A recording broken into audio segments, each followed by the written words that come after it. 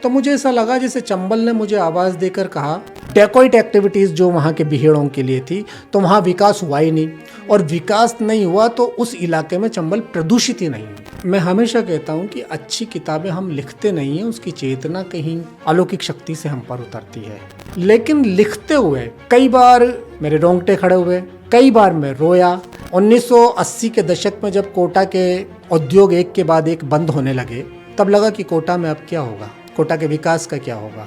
जब पानी घरों में पहुंच गया तो लोग नदी से दूर होते चले गए। तो अगर चंबल नहीं होती और अगर पानी नहीं बचाया तो दुनिया के लिए, आने वाली पीढ़ियों के लिए जीवन बहुत संघर्षमय हो जाएगा। अजी मैं कियो खड़ी खम्मा सा राम राम सा। मेरा नाम सावी है और सीकिंग सॉल्यूशंस विद सावी के सेकंड सीजन में एक बार फिर से आपका स्वागत है। वैसे मैं सच कहूँ, आज इस एपिसोड को शुरू करने से पहले मेरे माइंड में बहुत सारी बातें चल रही। रीजन क्योंकि ये आखिरी एपिसोड है इस सीजन का। लेकिन हाँ, इस सीजन के इस आखिरी एपिसोड में मैं दुखी नहीं हूँ। रीजन उसका बहुत क्लियर है, क्योंकि सामने जो गेस्ट विराजे हैं उनसे वो बात करने को मिलेगी जो शायद मेरी फेवरेट बातों में से एक है। जी हाँ, हमने कहा ये सीजन है ब्रांड्स ऑफ कोटा के बारे में। ब्रांड, वैसे तो कहा जाता है कि किसी भी प्रोडक्ट का नाम ब्रांड होता है, लेकिन क्या आपने कभी सोचा है कि कोटा का सबसे बड़ा ब्रांड कौन सा है? नहीं, मैं कमर्शियली की बात नहीं कर रही हूँ। अगर ये कमर्शियल होता तो कहानी अलग होती। सी फॉर कमर्शियल कहा भी जाता है, सी फॉर चंबल भी कहा जाता है, लेकिन दोनों का कोई कंटेक्स्ट नहीं है एक साथ। चंबल जिसके कारण कोटा जाना जाता है, जिसके कारण कोटा है, आज उसी ब्रांड के बारे में बातचीत कर रहे हैं हमारे साथ अतुल कनक सर। अतुल कनक सर वो हैं जिनसे मैं हमेशा इंस्पायर होती रही हूँ। इनफैक्ट ये सीजन भी जब मैंने जितनी बार सर से बात की है, it just went to another beautiful turn. Atul Kanak sir वो हैं जिन्होंने साहित्य अकादमी अवार्ड जीता है अपनी उसी हाड़ौती की किताब, राजस्थानी की किताब जिसे हम कहते हैं जून जात्रा के लिए। तो हु बेटर देन हिम, क्योंकि ये जून जात्रा भी चंबल पर ही आधारित है। सो बहुत बहुत स्वागत है। I am blessed to have you. शुक्रिया सावी, अपने मंच पर मुझे बुलाने के लिए और मेरे प्रिय विषय चंबल पर बात करने के लिए। तो मैं खुश नसीब हूँ कि मैं आज सावी से बात कर रहा हूँ। सर मैं बहुत खुश हूँ, क्योंकि इस पूरे सीज़न में ना सिर्फ आपका साथ मिला है, बल्कि जैसे हमने पिछली बार भी कहा था कि इस सीज़न के वाइंड ऑफ के दौरान हम चंबल को कैसे भूल सकते हैं। ये आप ही शब्द है कि एक ब्रांड जो हमने नहीं डिस्कस किया है वो है चंबल। तो सर, इससे पहले कि चंबल के बारे में और बातचीत हो, जून जात्रा, क्योंकि वो किताब है जिसके कारण कोटा साहित्य अकादमी अवार्ड से समृद्ध हुआ। लिखी वो आपके द्वारा गई, लेकिन आपने इतना कुछ, इतनी सुंदरता से उसमें समाहित किया है, वो भी राजस्थानी भाषा के साथ। तो उसकी कुछ स्मृतियाँ पहले शेयर करें। बिल्कुल। पहले तो मैं ये निवेदन करना चाहूँगा कि मुझसे पहले, जून यात्रा से पहले, प्रेम जी प्रेम और शांति भारद्वाज राकेश को भी कोटा में साहित्य अकादमी अवार्ड मिल चुका था। तो ये तीसरा अवार्ड था जो कोटा के हिस्से में आया। जून यात्रा, मैं हमेशा कहता हूँ कि अच्छी किताबें हम लिखते नहीं हैं, उसकी चेतना कहीं किसी अलौकिक शक्ति से हम पर उतरती है। मैं किसी कारण से चंबल किनारे रामपुरा के पुराने घाटों पर गया था, अब तो वो घाट भी ख़त्म हो गए हैं। तो वहाँ से लौटते ही मुझे ऐसा लगा, जब मैं वहाँ से लौटने लगा तो, कि चंबल ने मुझे आवाज़ दी। बचपन में मैं चूँकि रामपुरा में रहा था, चंबल नदी के पास में रहा था, अपने पिता के साथ चंबल नदी में तैरने चला जाया करता था। पिता उस वक्त तक जा चुके थे जिस वक्त की मैं बात कर रहा हूँ। तो मुझे ऐसा लगा जैसे चंबल ने मुझे आवाज़ देकर कहा, आज एकलो ही आयो के पिताजी कहाँ कटी छोड़े आयो। मैं अंदर तक सिहर गया। शायद मैं खुद पिता की यादों के साथ उन घाटों से निकल रहा था, इसलिए हुआ। एक और बात मैं निवेदन कर दूं, शायद आपको पता हो कि हिंदी, इंग्लिश, राजस्थानी तीनों में लिखता हूँ और ईमानदारी में ये बरतता हूँ। कुछ लोग तो भाषा में घुसने के लिए करते हैं, लेकिन जो विचार जिस भाषा में मुझे स्ट्राइक करता है, जिस भाषा में मेरे पास आता है, मैं उस भाषा में लिखता हूँ। तो चूँकि चंबल का यह संबोधन आज एकलो ही आयोग है, हालांकि पिता से मैंने कभी भी राजस्थानी में बात नहीं की, तो वो मुझे कहीं अंदर तक हिला गया। और मैं घर पर आया, आने के बाद टेबल पर बैठा और मैं एक लेख लिखना शुरू किया। मैंने एक लेख लिखना चाहता था इस पूरी याद पर। और वो कब नदी की पीड़ा में बदल गया, नदी की बातों में बदल गया और एक उपन्यास के रूप में परिवर्तित हो गया, मैं नहीं जानता। लेकिन लिखते हुए कई बार मेरे रोंगटे खड़े हुए, कई बार मैं रोया। मेरे सबसे अच्छे जो श्रोता हुआ करते हैं उस वक्त माँ को मैं सबसे पहले सुनाता हूँ, बेटी अब बड़ी हुई है, अब बेटी से बात करता हूँ, पत्नी और एक मेरे मित्र और थे। तो उन्होंने कहा कि ये आप जो लिख रहे हैं, हम नहीं जानते साहित्य की भाषा में क्या है, पर ये हमें बहुत अद्भुत सा लिख रहा है। इस तरह जूण जात्रा एक पूरा का पूरा उपन्यास, उसमें केवल चंबल की बात नहीं है।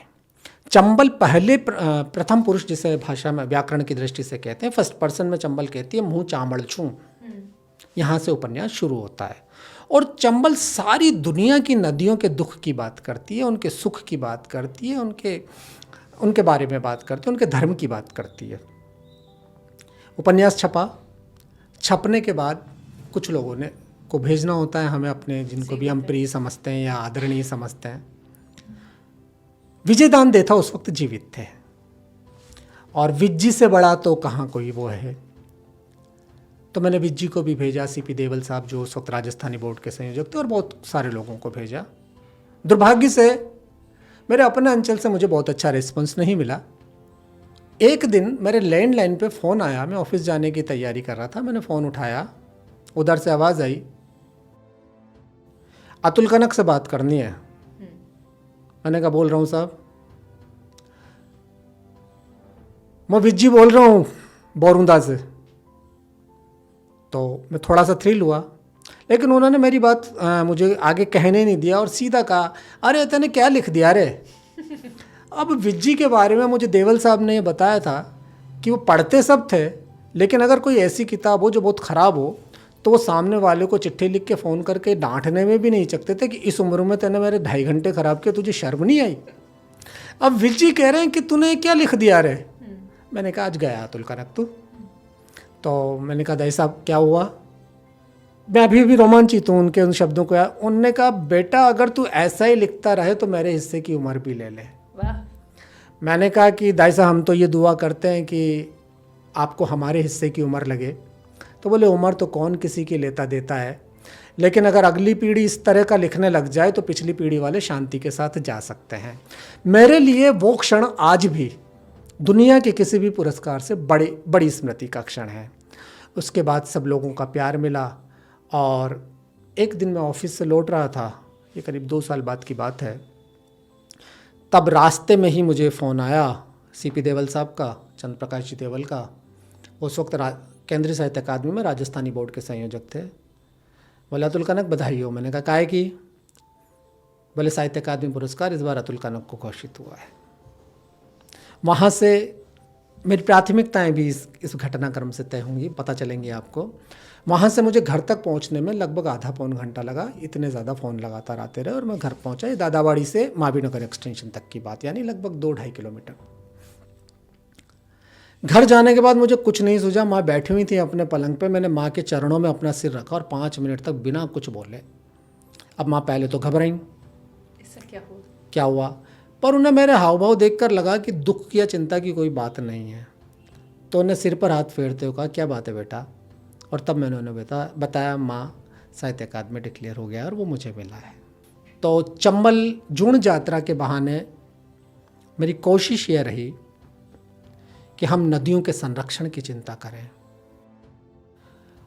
और पानी के संरक्षण की भी चिंता करें। पानी किसी भी रूप में हो, वो नदी का ही वंशज, नदी का ही परिजन मुझे लगता है। और अगर पानी नहीं बचाया तो दुनिया के लिए, आने वाली पीढ़ियों के लिए जीवन बहुत संघर्षमय हो जाएगा। रहीम तो पहले ही कह गए, रहीमन पानी राखे बिन पानी सब सून, पानी बिना न उबरे मोती मानस सून। तो पानी को हम बचा सकें। और उसके बाद से मैंने संकल्प ले लिया, करीब 100-125 से ज़्यादा लेख मेरे छपे हैं देश के सारे बड़े अखबारों में, अंग्रेजी, हिंदी में, राजस्थानी में, पाठ्य पुस्तक में भी एक लेख लगा है। लेकिन फिर भी मुझे लगता है कभी भी मैं जब सड़कों पर लोगों को पानी ढोलता देखता हूँ, या हमारे कोटा में चूँकि सड़कों को धोता हुआ देखता हूँ पानी से, तो मुझे दुख होता है। शायद कोई क्षण ऐसा है कि हम पानी के प्रति चिंतित हों। सर, क्योंकि हमारी बातचीत चंबल से शुरू हुई जी। और क्योंकि ब्रांड से भी मैं इस बार के सीज़न का ताल्लुक रहा है, दो इकोनॉमिकली नहीं रहा है। मैं शायद ये सवाल आप जब सामने हैं तब पूछना हमेशा से चाहती थी, मैं रिहर्स कर रही थी क्या पूछूंगी लेकिन आपने चंबल को ब्रांड क्यों कहा? ब्रांड का मतलब मेरी नज़र में जो हमारी पहचान है, ब्रांड जो हमारी समृद्धि का कारक है। अगर चंबल नहीं होती तो हम कौन सी समृद्धि को जी पाते हैं? अगर पानी की इतनी उपलब्धि हमारे पास नहीं होती तो इतने उद्योग हमारे पास नहीं हो पाते। बल्कि मुझे लगता है कई बार कि इस क्षेत्र में जीवन इतना हो ही नहीं पाता। आपने शायद इस बात को महसूस किया होगा कि दुनिया की जितनी भी पुरानी सभ्यताएं हैं सारी की सारी पानी के किनारे, नदी किनारे बसी हैं। इसीलिए मिस्र को नील नदी का वरदान कहा जाता है। अगर हम थोड़ा सा एक्सप्लोर करें परिस्थितियों को तो चंबल के किनारे बहुत सारे शेल में, मैं हिंदी के शेल की बात कर रहा हूँ, तो शेल आश्रय जिन्हें कहते हैं, चट्टानों के ऊपर हमें आदि मानव द्वारा बनाए गए चित्र मिले हैं। यानी आज से कम 50,000, 80,000 या 1,00,000 साल पहले यहाँ पर जीवन का विकास हो चुका था। आदि मानव यहाँ पर रहने लगा था और उसी के बाद धीरे धीरे हम तो उसके वंशज हैं। धीरे धीरे जीवन ने अपनी उन्नति की सीढ़ियाँ चढ़ना शुरू किया। आज भी बहुत सारी ऐसी जगह हैं। वाकणकर जी बहुत बड़े वो थे पुरावैज्ञानिक, और उन्होंने देश में सबसे ज़्यादा शैल चित्रों पर काम किया है। पद्मश्री भी बाद में उन्हें मिला।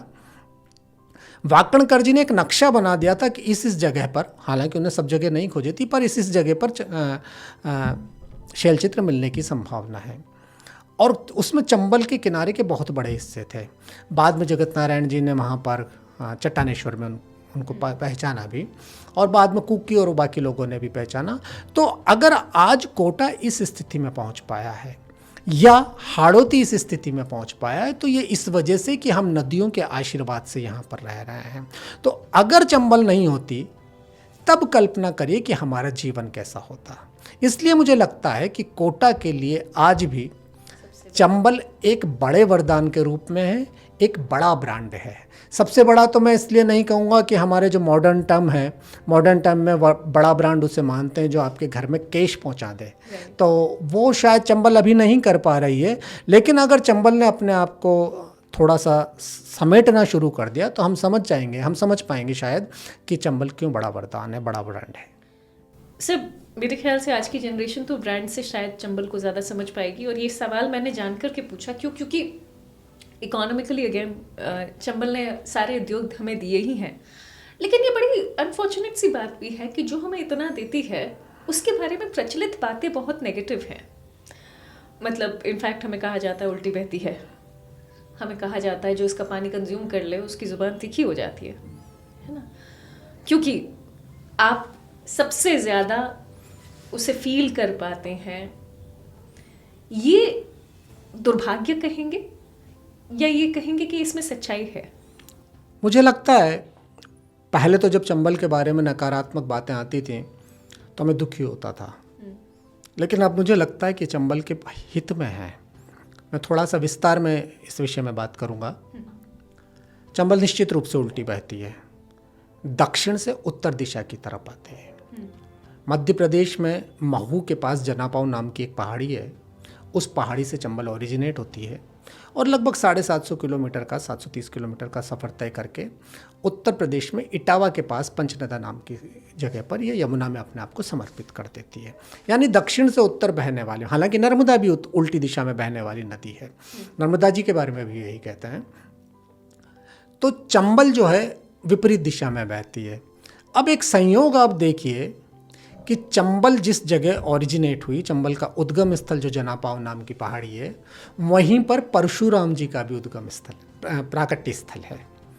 अब परशुराम जैसा तेजस्वी लेकिन धारा के खिलाफ बहने वाला स्वभाव वाला व्यक्ति जहाँ पर जन्मा हो, तो चंबल के पानी में स्वाभिमान कुछ इस हद तक है कि कई बार वो कड़वा भी हो जाता है। और वैसे भी थोड़ा बहुत बारीक रेखा होती है अहंकार और स्वाभिमान के बीच में, तो वो हम लोग कई बार क्रॉस कर जाते हैं। कहते हैं कि जैसा खाए अन्न वैसा होए मन, लेकिन पानी भी आप जैसा पियोगे आपके वो, तो चंबल जो है वो चट्टानों पर बहने वाला है। आपने कभी अगर देखा हो तो चंबल, जैसे रावत भाटा के पास एक जगह है, ये जो चट्टानेश्वर नाम की जगह है, तो यहाँ पर चट्टानों पर बहती हुई चंबल दिख जाती है।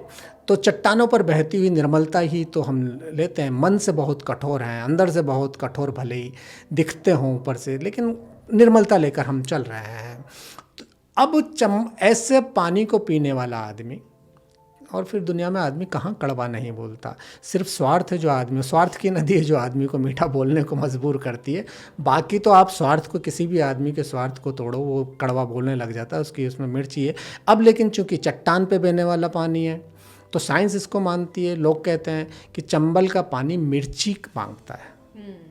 तभी हमारे यहाँ हम कचौरियाँ इतनी सारी इसलिए खा पाते हैं। या तो अब जब हम मिर्ची खा रहे हैं तो वही वाली बात कि जैसा हम खाएंगे वैसे हमारे स्वभाव में आता चला जाएगा। हालांकि अब पानी का स्वभाव भी थोड़ा थोड़ा हो रहा है, और इसीलिए कोटा में अल्सर के मरीज़ बहुत सारे बढ़ रहे हैं, पेट के मरीज़ बहुत सारे बढ़ रहे हैं। लेकिन चंबल एक और फ़ायदा है, चंबल चूँकि उल्टी दिशा में बहती है, तो उल्टी दिशा में बहने वाली धारा को आप ये कह सकते हैं कि विपरीत परिस्थितियों में अपना रास्ता बनाती है। 1980 के दशक में जब कोटा के उद्योग एक के बाद एक बंद होने लगे, तब लगा कि कोटा में अब क्या होगा, कोटा के विकास का क्या होगा। तब एक नई इंडस्ट्री डेवलप हुई जिसे हम कोचिंग इंडस्ट्री के नाम से जानते हैं। अब इस साल कुछ हवाएं ऐसी हैं, कुछ लोग कह रहे हैं कि कहीं डाउनफॉल है या कहीं कंपटीशन बढ़ गया है या कुछ भी है। तब हम नई चीज़ों को एक्सप्लोर करने लगे, टूरिज्म में आ गया है। आप जब कोटा की ब्रांडिंग की बात करते थे तो इस वक्त राजस्थान की ब्रांडिंग की सबसे बड़ी एक चीज़ हो गई चंबल रिवर फ्रंट। उस रिवर फ्रंट के स्वरूप से मैं थोड़ा सा असहमत हो सकता हूँ, लेकिन एक बहुत बड़ी चीज़ तो हमारे पास एक अद्भुत स्ट्रक्चर हमने खड़ा कर लिया है।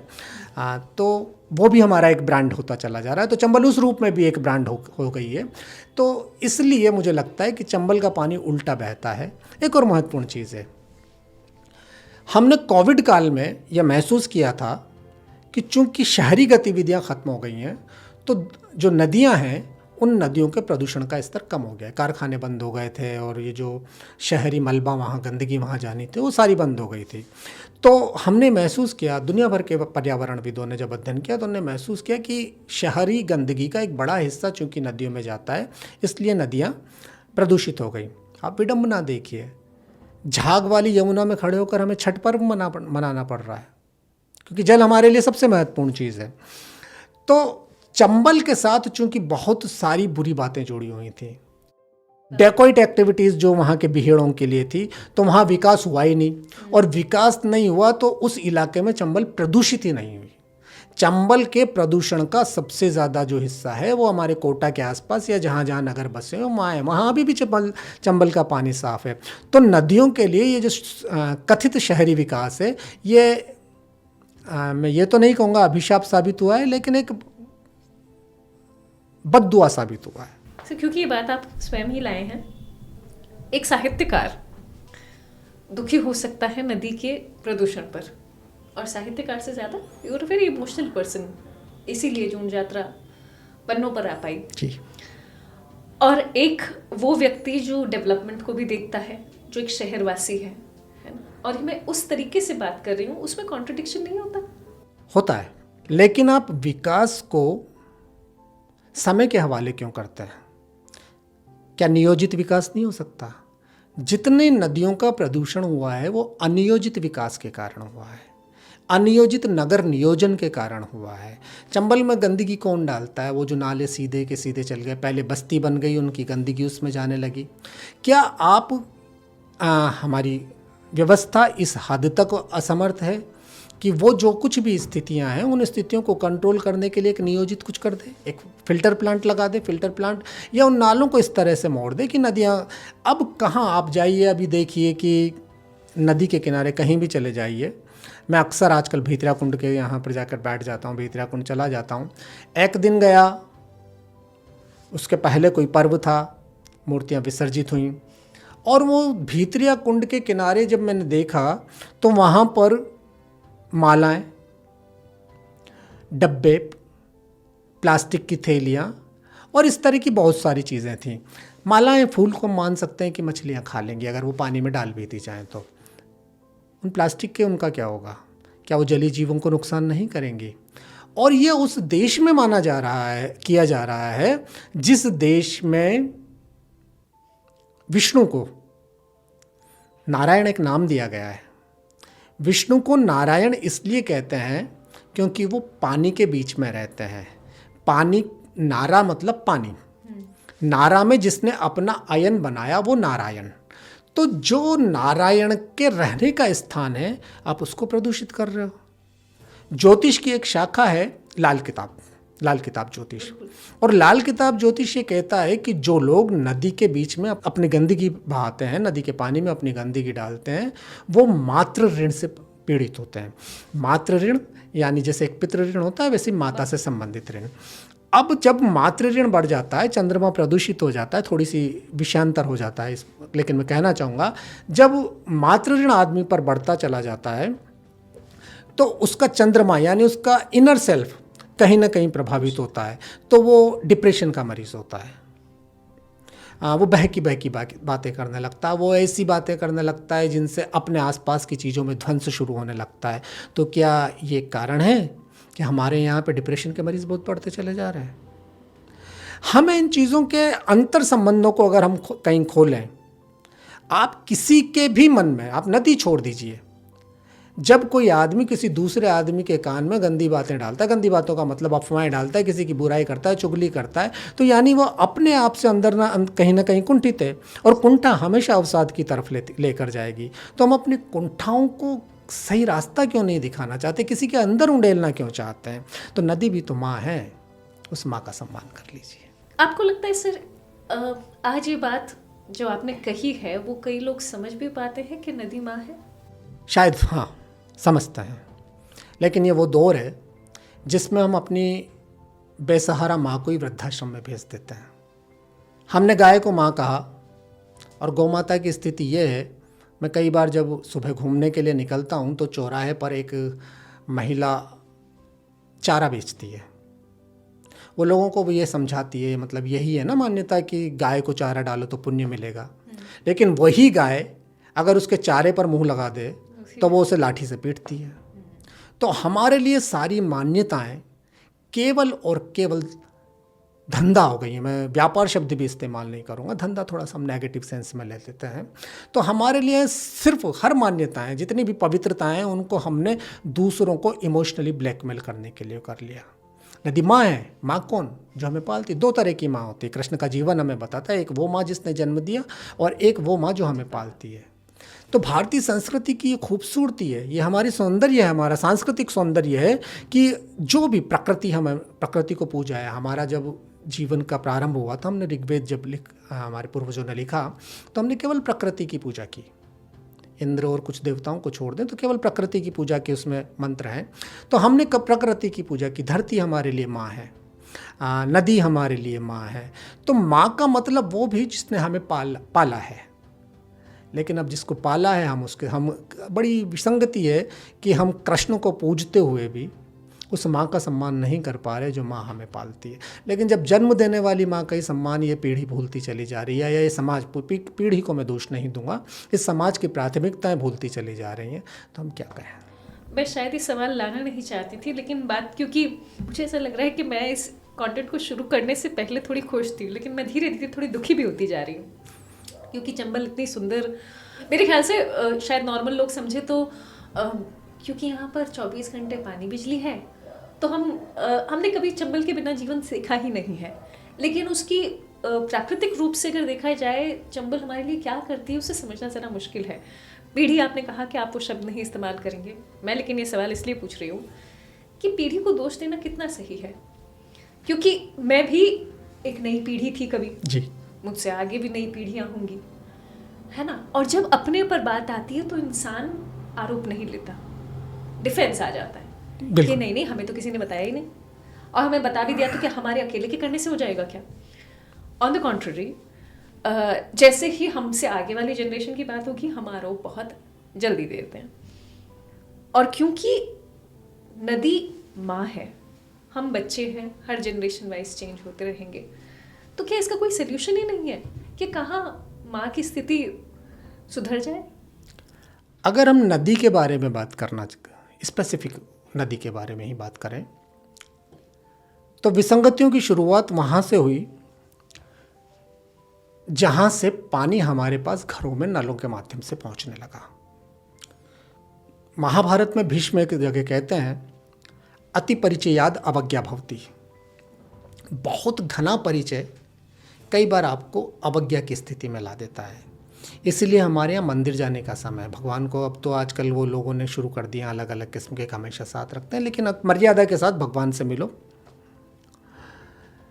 जैसे ही पानी हमारे घरों में पहुंचने लगा, मैंने अभी अभी कहा कि ये समाज, ये मनुष्य की प्रवृत्ति है कि हम स्वार्थी, एक्सेप्शंस आर ऑलवेज देयर, लेकिन ये मनुष्य की प्रवृत्ति है कि जिससे उसका स्वार्थ सिद्धता है उसको वो सिर नवाना चाहता है, उसकी पूजा करना चाहता है। पिछले दिनों मैं अपनी बेटी से बात कर रहा था, तो मैं कह रहा था कि बहुत सारे मंदिर इस देश के ऐसे हैं या इस दुनिया में ऐसे हैं जिनसे अगर ये तथ्य हटा लिया जाए कि वहाँ जाने से मनोकामना पूरी होती है, तो वहाँ जाने वाले भक्तों की संख्या 10% भी नहीं रहेगी। हम अपनी मनोकामनाएं लेकर जाते हैं। जब पानी घरों में पहुँच गया तो लोग नदी से दूर होते चले गए। अब पानी नल खोलते ही हमारे पास था, तो परिचय की घनिष्ठता बढ़ने लगी। जो चीज़ सहजता से उपलब्ध होती है उसका सम्मान नहीं होता, यह एक मनोवैज्ञानिक सत्य है। तो पीढ़ी को नदी से जोड़ने के लिए नदी का सम्मान बचाने के लिए बहुत ज़रूरी है कि पीढ़ी को नदी से जोड़ा जाए। मेरी पीढ़ी ने भी नहीं देखा, मैं तो आपकी पीढ़ी ने नहीं देखा होगा, और बाद वाली पीढ़ी ने तो बिल्कुल ही नहीं देखा होगा कि कमर तक नदी के बीच में खड़े होकर, नदी के घाट पर खड़े होकर सूर्य को अर्घ्य देते हुए हम दिन की शुरुआत करते थे। अब तो कोटा जैसे शहर में तैरने के लिए घाट नहीं है कि वो भीतरिया कुंड मुझे दिखता है, तो भीतरिया कुंड में गंदगी इतनी है कि वहाँ आप आराम से जा नहीं सकते। मैंने शायद इसीलिए, मैं श्रेय नहीं लेना चाहता, एक दिन पत्र लिखा था, इसमें स्पेसिफिकली बात करती भी सही। मैंने पत्र लिखा था हमारे उस समय के नगरीय विकास मंत्री जी को, धारीवाल जी को, कि कुछ ऐसा किया जाए, और उसमें एक आइडिया लिखा था कि हम चाहें तो साबरमती की तर्ज पर पुराने घाटों को बचाते हुए, मेरा जोर इस बात पर था कि पुराने घाटों को बचाया जाए, पुराने घाटों को बचाते हुए जैसे साबरमती के किनारे घाट है वैसा एक फ्रंट यहाँ पर भी बना दिया जाए। अब यहाँ के फ्रंट ने उसकी अलग स्थिति ले ली। अब लेकिन उनके दिमाग के अपने कंसेप्ट हैं, जो भी रहे होंगे, उस रिवर फ्रंट पर घूमते हुए मैं नदी के प्रति लगाव महसूस नहीं होता। हमें यह तो लगता है कि बहुत भव्य है हमारे पास, निश्चित रूप से अलौकिक है, अद्भुत है, कभी सोचा नहीं ऐसा रिवर फ्रंट हमारे पास में है। लेकिन जो नदी के प्रति जुड़ाव था, वो नदी के प्रति जुड़ाव आदमी महसूस नहीं करता। और मुझे लगता है कि हो सकता है, क्योंकि जब नहाना नहीं होगा तो कैसे वो होगा, और वो सारी की सारी दिनचर्याएं जब चली जाएंगी। अब हमें नदी कब याद आती है? जब हमें कोई पर्व मनाना हो, या फिर जब खबरों में छपने के लिए हमें चुनरी उड़ानी हो। कितने लोग ऐसे हैं जो अभी नियमित तौर पर, मैं एक दिन जिस दिन की बात कर रहा हूँ कि नदी किनारे बहुत गंदगी थी, उस दिन मुझे 2 आदमी मिले। वो अपने स्तर पर छोटे छोटे इस तरह से हाथ में उठाकर नदी के अंदर की गंदगी को घाट पर डाल रहे थे। मैंने उनसे पूछा, आप कौन लोग हो? बोले, भाई हम रोज़ नहाने आते हैं यहाँ पर, हमारी सामर्थ्य में जितना है। उनमें से एक बोला, हमारी सामर्थ्य में जितना उतना हम नदी की सफाई कर रहे हैं। मेरी इच्छा हुई कि मैं नदी के बीच में उतरकर उनके पहुँचूँ। तो ऐसे लोग हैं अभी, लेकिन ऐसे लोग कितने हैं? और फिर जीवन इतना व्यस्त हो गया है कि आदमी के लिए ये सारे के सारे सुबह उठते ही वो भाग दौड़ करेगा। बच्चे से हम क्या उम्मीद करेंगे? वो सुबह स्कूल जाएगा, ट्यूशन जाएगा या कोचिंग जाएगा। अब वो नदी के पास जाने का उसके पास वक्त नहीं है। तो हमें नदियों को प्रासंगिक बनाना होगा। प्रासंगिक बनाने का यही तरीका था, रिवर फ्रंट जैसे बना दिया, अच्छा था, नदी से जुड़ाव का और थोड़ा सा उसमें बन जाता। या पूरे इलाके में मेरा एक और प्रस्ताव था जिस फलीभूत नहीं हो पाया, कि वैष्णव समुदाय के 2 तीर्थ हैं, एक केशवराय पाटन और एक मथुराधीश जी, दोनों को आवागमन के लिए किसी तरह से जोड़ दिया जाए तो ये एक अच्छा रास्ता सा बन जाएगा। उम्मीद करते हैं कि समय कभी इसको पूरा करेगा। डिटेल में उस पत्र की बात करूंगी जो आपने लिखा था। मर्म क्या था, क्यों लिखा, और उसमें से क्या कुछ पूरा हुआ और क्या कुछ हो सकता है? मैंने बताया, मैंने लिखा था कि नदी के घाटों को बचाया जाए जिससे लोग नदी से जुड़ सकें। उन्होंने संज्ञान लिया इस पत्र का, मुझे जवाब भी दिया, और उसके बाद ये जो योजना शुरू हुई, हो सकता है इतनी बड़ी योजना उनके दिमाग में, उन्होंने हालांकि ऐसा लिखा नहीं, लेकिन उसके बाद ये सामने आई योजना। सिर्फ पुराने घाट नहीं बच सके, ये मुझे थोड़ा सा दुख है। ये व्यक्तिगत तौर पर हो सकता है क्योंकि उससे मेरे बचपन की स्मृतियां जुड़ी हुई हैं, उनको बचाना कितना ज़रूरी था ये समय या समाज तय करेगा।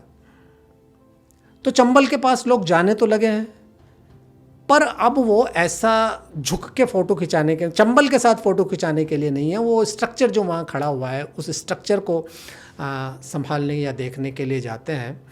तो नदी, वो जो पर्यटन था, उस पर्यटन से दूर है। और बचाने के एक, जो मैंने कहा क्या कुछ हो सकता है कि एक वो रास्ता, जो कॉरिडोर खुल सकता है कि किसी भी तरीके से हम नाव से, पुल से, या किसी भी तरीके से केशवरायपाटन और मथुराधीश जी को किसी तरह जोड़ दें, तो शायद वैष्णव समुदाय का टूरिज्म भी बढ़ेगा, दुनिया का टूरिज्म भी बढ़ेगा। क्योंकि अब आप देखिए कि चंबल इतनी बड़ी नदी है, हर बड़ी नदी के किनारे बहुत सारे तीर्थ स्थल हैं। चंबल के किनारे केवल केशवरायपाटन है, और ये वो तीर्थ स्थल है जिसका पुराणों में उल्लेख है। कहते हैं कि परशुराम जी ने भी यहाँ पर तपस्या की थी। चंबल के बारे में एक और बड़ा मिथ है, मैं उसके बारे में भी बात करूँगा आपसे, लेकिन ये एक विसंगति। दूसरी की कोई तीर्थ वहाँ पर है, लेकिन केशवरायपाटन जैसा बड़ा तीर्थ है, और अगर हो सकता है दूसरे कुछ कोई और तीर्थ हों, लेकिन मेरे संज्ञान में केशवरायपाटन है। आपने सब, नरेश मेहता एक बड़े कवि हैं हिंदी के, उनने एक विसंगति की ओर वो किया। चंबल शीर्षक से ही उनकी कविता है, 3 छोटी कविताओं में से एक कविता में वो कहते हैं कि हर नदी पर बेटी का नाम होता है, गंगा, पार्वती, गोदावरी, जमुना। आपने किसी बेटी का नाम चंबल सुना है? इसलिए नहीं होता शायद कि वही आपने जो बात कुछ देर पहले कही थी कि चंबल को लेकर बहुत सारे अभिशापों की भी कहानी है। महाभारत में जब दुशासन द्रौपदी का चीर खींचता है, मैं जिस बात पर बात करना चाहता था वो आई गई प्रासंगिक। तो द्रौपदी कहती है, ईश्वर करे उस नदी का पानी कोई नहीं पिए जो चमड़े से उत्पन्न होती है। चरमन्यवती, क्योंकि चंबल का मूल नाम चरमन्यवती है। कालिदास ने इसको रंति देवस्य कीर्तिम कहा है, राजा रंति देव की कीर्ति। अब राजा रंति देव के बारे में कहा जाता था कि वो इतने दानी थे कि सैकड़ों गायें रोज दिया करते थे, हजारों गायें रोज दान किया करते थे। हजार मुझे एग्जैजरेशन लगता है, उस जमाने में सैकड़ों गायें रोज दिया करते थे। कुछ लोगों ने इसका अनुवाद इसको इस तरह से कर दिया कि सैकड़ों गायें, वो अतिथियों को इतना सम्मान देते थे कि उनके सम्मान में उस वक्त पर मांस वो नहीं, अभक्ष्य नहीं माना जाता था। तो उनकी रसोई में इतने जानवर कटते थे कि उनको धोकर जब घाट पर रखा जाता था तो वो लाल लाल पानी निकलता था, और उससे ये नदी निकली। मुझे लगता है ये भाषा के ज्ञान की सीमा है, या किसी ने भाषा का दुरुपयोग किया है। जानवरों को काटने वाला कैसे हमारे यहाँ पर मान माना जा सकता है इस संस्कृति में? और अंत्यदेवी तो वो बहुत महान थे।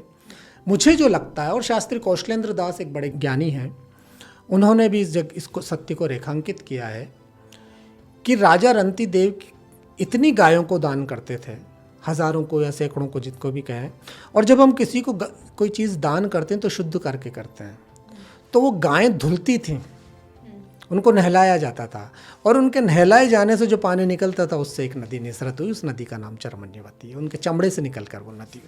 अब हालांकि इसमें थोड़ा सा भौगोलिक कॉन्ट्राडिक्शन में देखता हूँ, मैं कोशिश कर रहा हूँ कि इसके सच को निकाल पाऊँ। राजा रंति देव अगर केशवरायपाटन के राजा थे, तो चंबल तो जनापाव की पहाड़ियों से निकलती है, तो फिर वहाँ से यहाँ तक का क्या। लेकिन इतना ज़रूर मैं मानता हूँ कि वो जो उनकी गायों को या जो भी जानवर वो दान करते थे, उन गायों के धोने से जो वो होगा उससे कहीं इसका संबंध होगा। बाकी तो संस्कृत के ज्ञानी तय करेंगे कि क्या सच है। हाँ, बस लाल रंग उसमें इतना ज़्यादा नहीं, लाल रंग नहीं था, चमड़े से निकली हुई वो। तो अगर हम द्रौपदी के अभिशाप की भी बात करें तो उसने यही तो कहा है कि चमड़े से निकलने वाली, तो चमड़े से निकलने वाली यानी अगर आप जानवरों को धोकर जो पानी निकल रहा है तो उससे निकलने वाली। तो द्रौपदी ने भी यही कहा है कि ईश्वर करे, क्योंकि उस वक्त शकुनी ठहाका लगा रहे थे। और शकुनी को किसी एक राज्य का, जो भिंड मुरैना के आसपास हो सकता है, किसी एक भूभाग का अधिकार यहाँ पर दिया हुआ था। तो इसलिए वहाँ पर ये कहा गया कि ईश्वर करे उस राज्य का, उस नदी का पानी कोई नहीं पिए जो उस राज्य को छूते हुए निकलती है और चमड़े से निकलती है। सर, ये सवाल शायद प्रासंगिक ना हो और हो सकता है एक साहित्यकार इसका जवाब अलग तरीके से भी दे। आपको क्या लगता है? I am talking somewhere commercial और वो एक साहित्यकार से पूछ रही हूँ, तो मैं थोड़ी मतलब शब्दों का चयन ठीक करना का चाहूँगी। Water is a resource. बिल्कुल।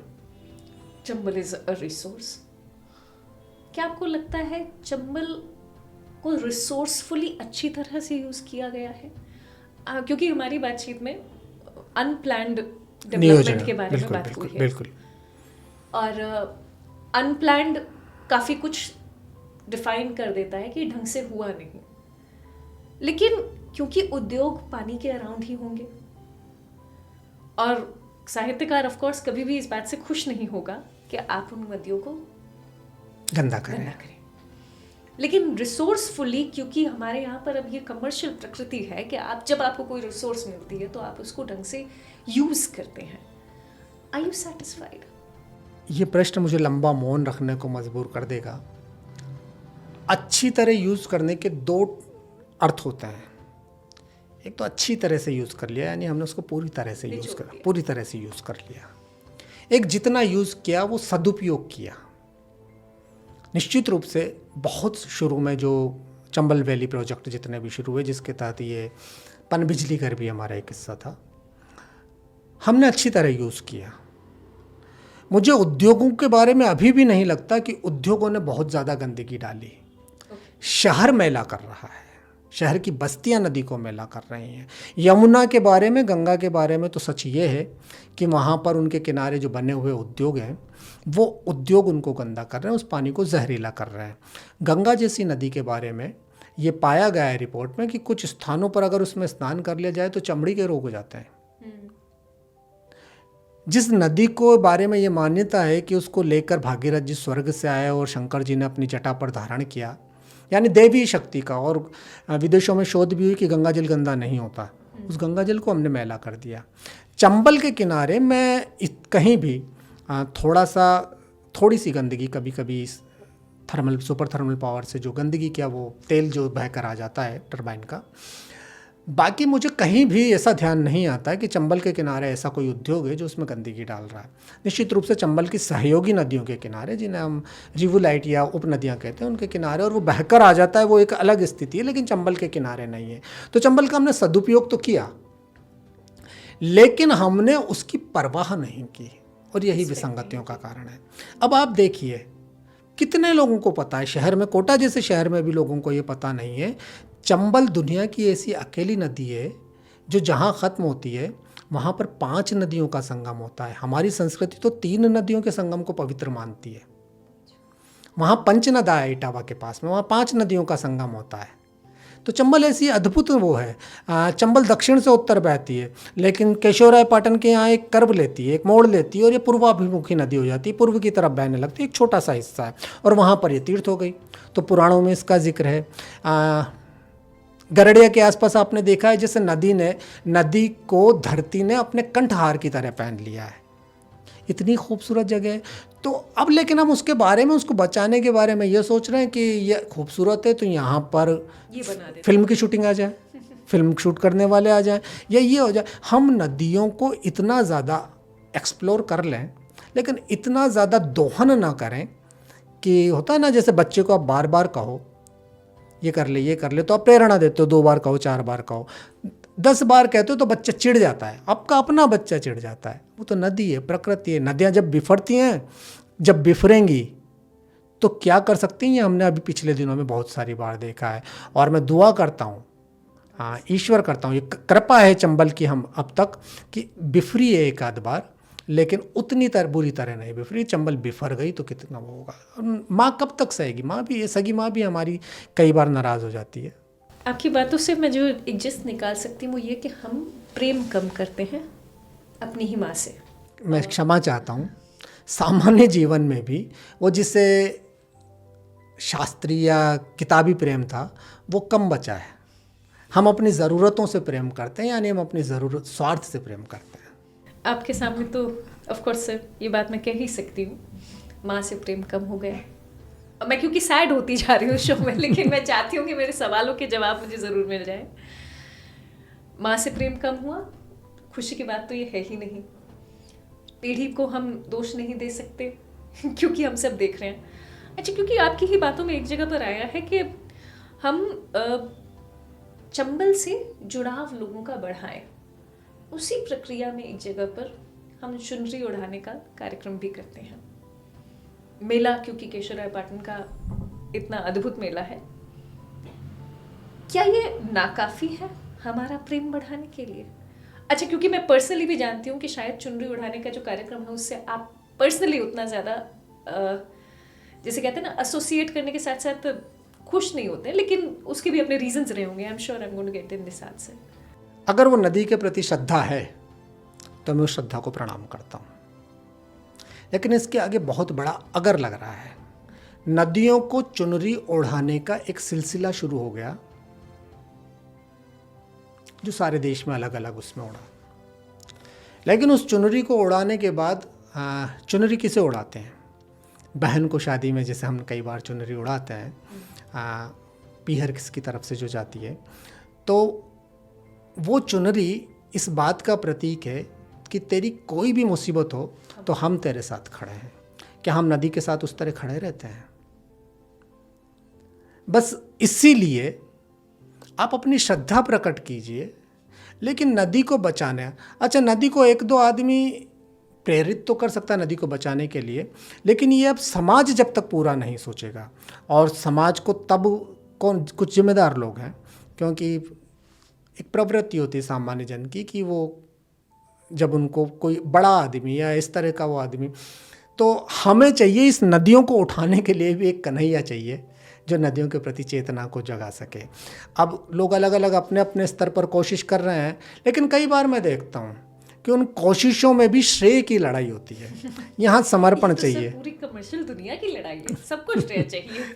तो यहाँ पर बस वो मैं थोड़ा सा असहमत हो जाता हूँ। अपने अपने स्तर पर भी हम अगर एक समूह को जुटा सकें, और हमारे जो जिम्मेदार लोग हैं उन जिम्मेदार लोगों को ही समझना होगा, क्योंकि चंबल ही नहीं दुनिया भर की नदियां आज अपने अस्तित्व के लिए संघर्ष कर रही हैं। अभी पिछले दिनों खबर थी कि अमेज़न भी बहुत सारी जगहों पर सूखने सी लगी है। तो दुनिया की सबसे बड़ी नदी जब सूखने लगी तो बाकी, तो हमें सब नदियों को बचाना होगा। और अगर हम नहीं बचा सके, हमारे पूर्वज कितने दूरदर्शी थे, हमारे यहाँ पर कोई सी भी पूजा पानी के बिना नहीं होती। सत्य। लेकिन अब पानी की हमने स्थिति क्या कर दी, क्योंकि वो हमारे पास आसानी से उपलब्ध हो गया। कितने कुएं आज कोटा शहर में आपको देखने को मिलते हैं, बहुत कम। जबकि जलवा पूजन, कुआं पूजन एक बड़ी रस्म हुआ करता था। अब हम हैंडपंप के पास जाके कुआं पूजन कर लेते हैं। हमने बावड़ियाँ ख़त्म कर दी, हमने कुंड ख़त्म कर दिए, हमने तालाबों को पाट कर बाजार बना दिए, और हमने विकास को नहीं देखा। आप देखिए कि कोटा शहर हाड़ौती के पठार के सबसे निचले हिस्से पर बना है। उस निचले ऊपर के हिस्से में जब कभी भी पानी बरसता था तो वो पानी बरसकर नीचे की तरफ आता है। नेचुरली है, पानी का स्वभाव है। एक पुरानी कहावत है कि आग, पानी, राजा और सांप अपना स्वभाव कभी भी नहीं बदलते। तो पानी नीचे की तरफ बहता है। तो हमारे पुरखों में तब कोटा बूंदी राज्य के अधीन हुआ करता था, और राजकुमार धीरदेव ने 1336 में या 1326 में 13 तालाब कोटा में बनाए। वो तालाब ऊपर से नीचे की तरफ, जब आप केबल नगर से कभी रात के समय कोटा की तरफ आते हैं तो आपको पूरे शहर की लाइटिंग दिख जाती है, क्योंकि आप ऊपर से नीचे की तरफ आ रहे हैं, पानी भी उसी दिशा में। तो उस पूरे रास्ते पर धीरदेव ने 13 तालाब बनवाए, जिनमें से आखिरी तालाब था बड़ा तालाब, जिसे किशोर सागर तालाब भी कहते हैं। वो तालाब क्या करते थे कि पानी को अपने अंदर होल्ड कर लेते थे, और वो पानी, उसका बहाव तेज कम हो जाता था, बहाव की तेज़ी कम हो जाती थी, फिर वो नीचे बस्तियों की तरफ, क्योंकि निचले स्तर पर बस्तियां बसी हुई थी।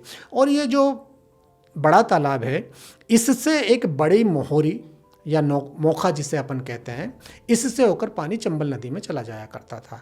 मोहरी के हनुमान जी उसी पे बने हुए हैं। तो हमने क्या किया, विकास के दौड़ में उन सारे तालाबों को पाट दिया।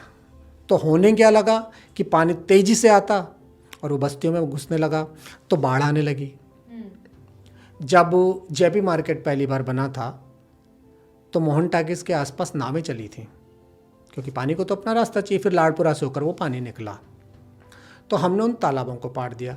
जब शहर में बार बार बाढ़ आने लगी, अब चूंकि ज़रूरत थी, मैं उसको ये नहीं कह रहा कि वो ज़रूर गलत किया, एक डाइवर्जन चैनल बना और पानी जो ऊपर का पानी आता था वो डाइवर्जन चैनल में जाने लगा। लेकिन उससे नुकसान ये हुआ क्योंकि तालाब, कुएँ, बावड़ी अपने अंदर जो पानी सोखते हैं, उस पानी से अंडरग्राउंड वाटर लेवल बढ़ता है। अब बारिश का पानी नीचे आना ही बंद हो गया, तो हमारे अंडरग्राउंड वाटर लेवल में कमी आने लग गई।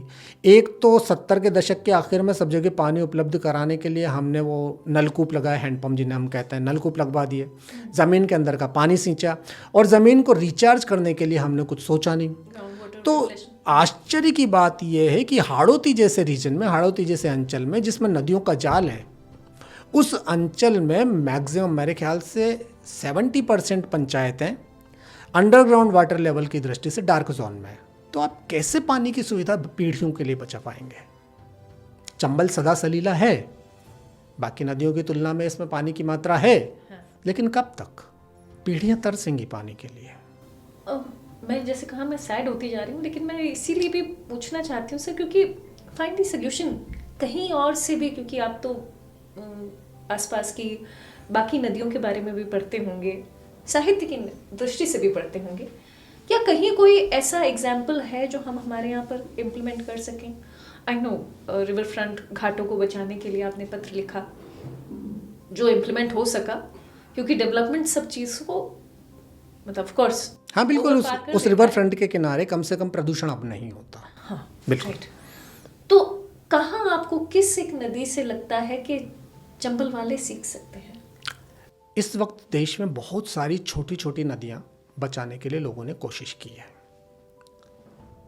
मन की बात में प्रधानमंत्री ने पिछले एपिसोड में इसका जिक्र भी किया था। एक उदाहरण तो मैं कई बार देता हूँ।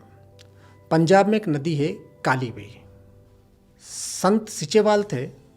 अब ये जो काली बेई नदी है, वो नदी है जिसके किनारे गुरु नानक देव खुद रहे, और गुरु नानक देव जी ने उसके किनारे पर रहकर कुछ छंदों की भी रचना की, ग्रंथ साहिब के, ऐसा मानते हैं।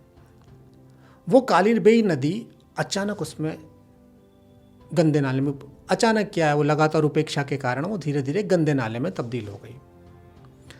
बलबीर सिंह सीचेवाल जी ने जब इसको देखा तो उन्हें दुख हुआ।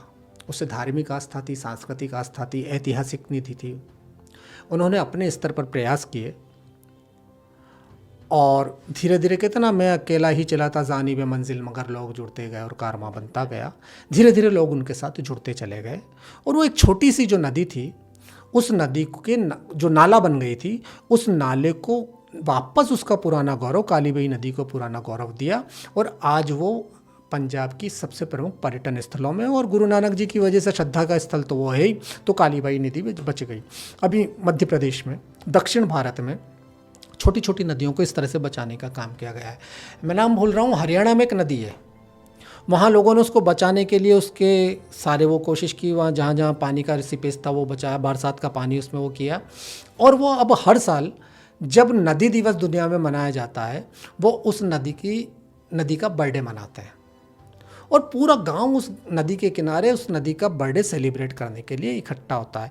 तो मैं जो बात कह रहा हूँ कि नदी से हम लोगों को जोड़ें, तो ये लोगों को जब लगता है अब उस नदी में कोई गंदगी डालता है तो पंचायत उस पर जुर्माना करती है, तो पंचायत, हमें लगेगा कि नदी हमारी संपत्ति है। जून यात्रा में एक कहानी है, एक घटना है कि गांव के पास से बहने वाली नदी अचानक उसने अपना रुख बदल लिया, तो गांव वालों को लगा कि अब हमारा सर्वाइव करना मुश्किल हो जाएगा।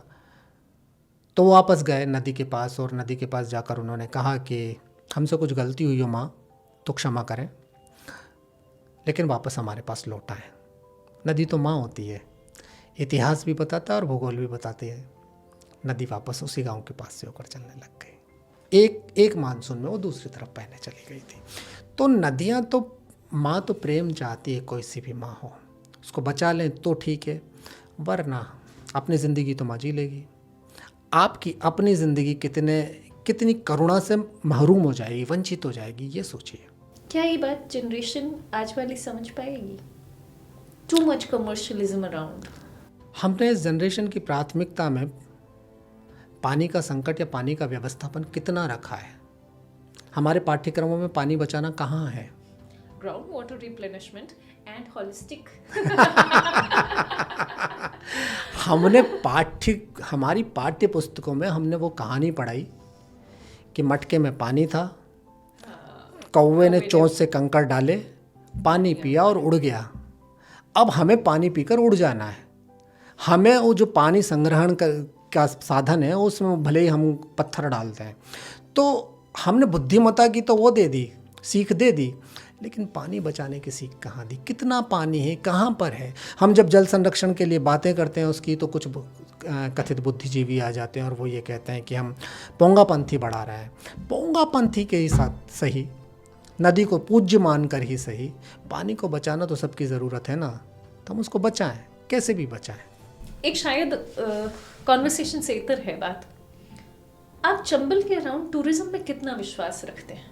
ये मैं एक साहित्यकार से भी पूछ रही हूँ और एक कोटा के निवासी के तौर पर भी पूछूंगी, क्योंकि हमारे यहाँ पर राजस्थान के अन्य भागों में अगर हम बात करें, टूरिज्म की अपनी अपनी अपॉर्चुनिटीज़ हैं अलग अलग तरीके से। हमारे यहाँ पर पानी की प्रचुरता रही तो हम टूरिज्म को वैसे नहीं डेवलप कर पाए। शायद हमारे संवादों में भी हम तीखे ही रहे हैं, तो हमें आत्मीयता तो शायद उतनी नहीं आती। लेकिन गाहे बगाहे इस बात का जिक्र अक्सर होता रहता है कि चंबल के अराउंड जितना स्पोर्ट्स टूरिज्म हो सकता है वो कहीं और होने की संभावनाएं पूरे राजस्थान में नहीं है। तो ये आप इसके कितने पक्षधर हैं? और पक्षधर होने के साथ साथ आपको लगता है कि ये ठीक होगा?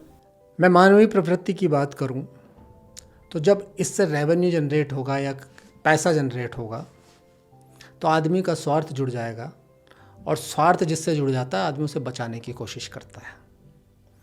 तो इससे ही सही हम चंबल की समृद्धि को बचाने की कोशिश करेंगे, हम चंबल की पवित्रता को बचाने की कोशिश करेंगे।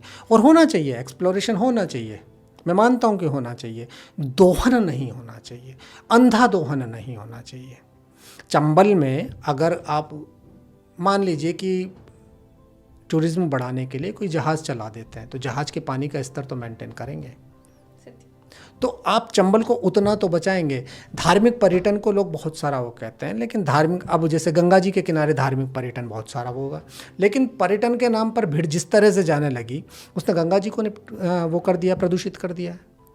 तो पर्यटन हो, लेकिन उसके आसपास की सारी व्यवस्थाएं चाकचौबंद हो। और मुझे लगता है कि पर्यटन से जब पैसा आने लगेगा तो प्रवृत्ति प्रकृति को बचाने के लिए मुस्तैद हो जाएगी। पर रुकना कहाँ चाहिए फिर?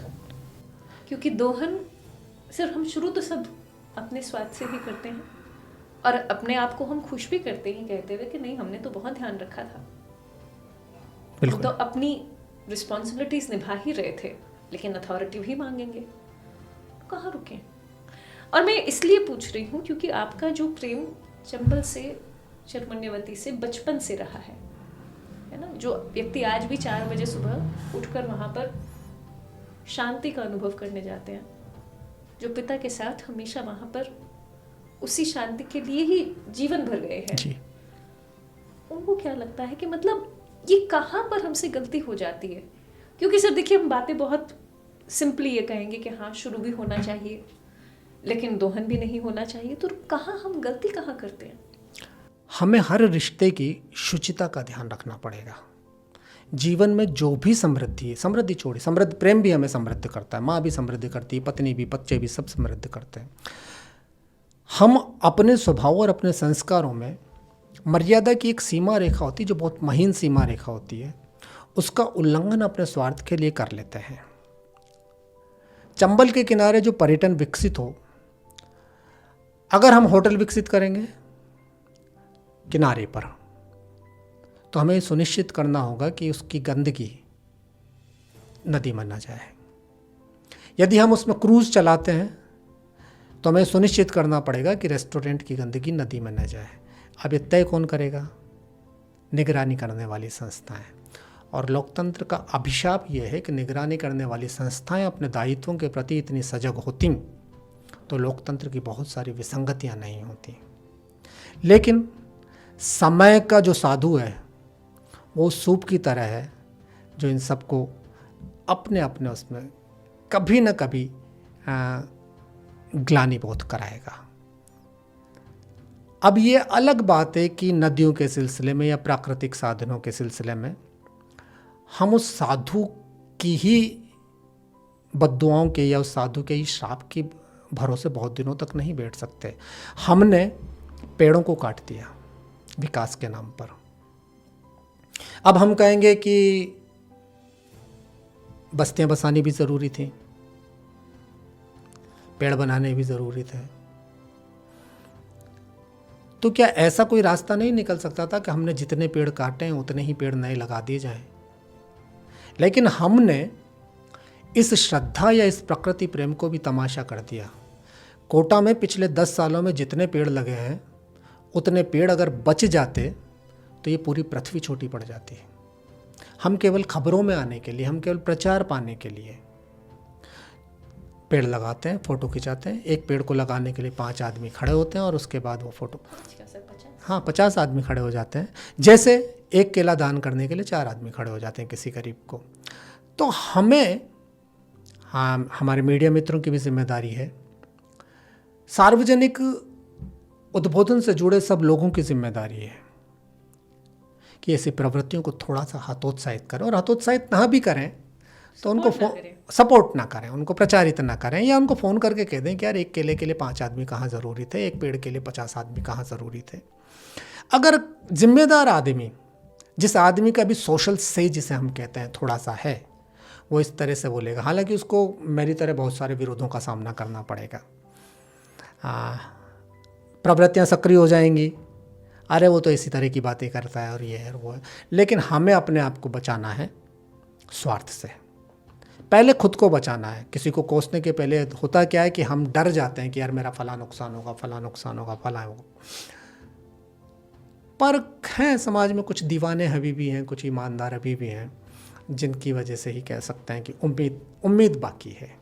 लेकिन नदियों को लेकर मैं डरा हुआ हूँ, चाहे वो चंबल हो, चाहे गंगा हो। अब तो मैं गंगा को लेकर भी डरा हुआ हूँ, क्योंकि एक मिथ है, सरस्वती से जब कहा गया कि पृथ्वी पर जा, नदी रूप धारण कर, तो सरस्वती ने देवताओं से कहा, ब्रह्मा जी से कहा कि आप तो मेरे स्वभाव को जानते हो,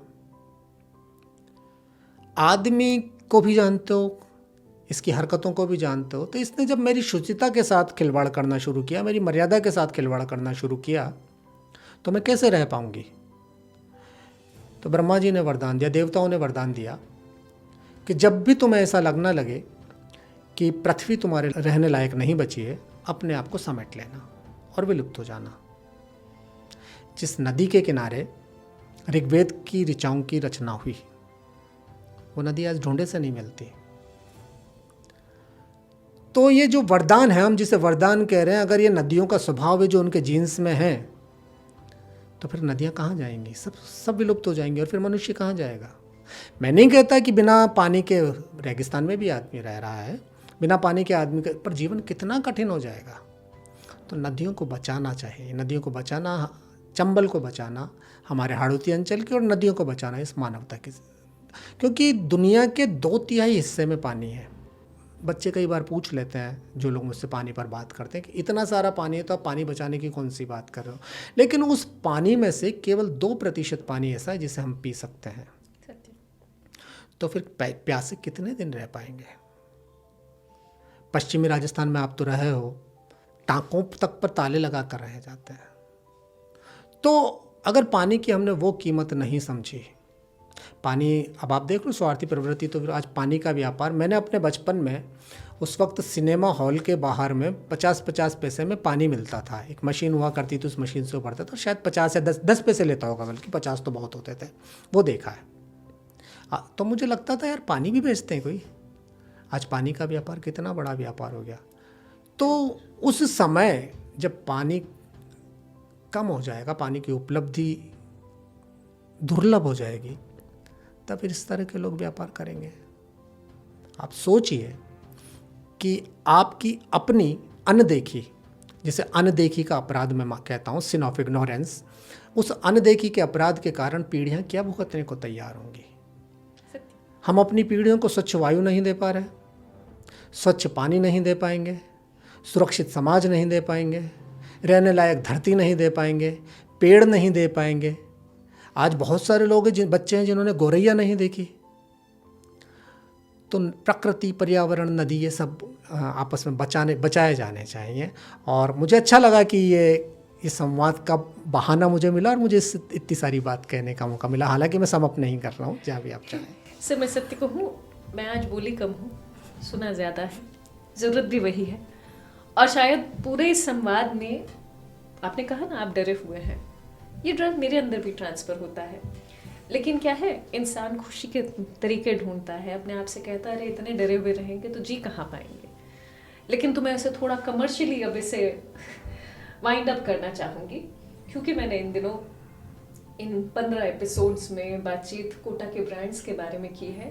ये बात मैं हद तक समझ पाई हूँ कि कोटा में उसके ब्रांड्स चंबल के कारण हैं।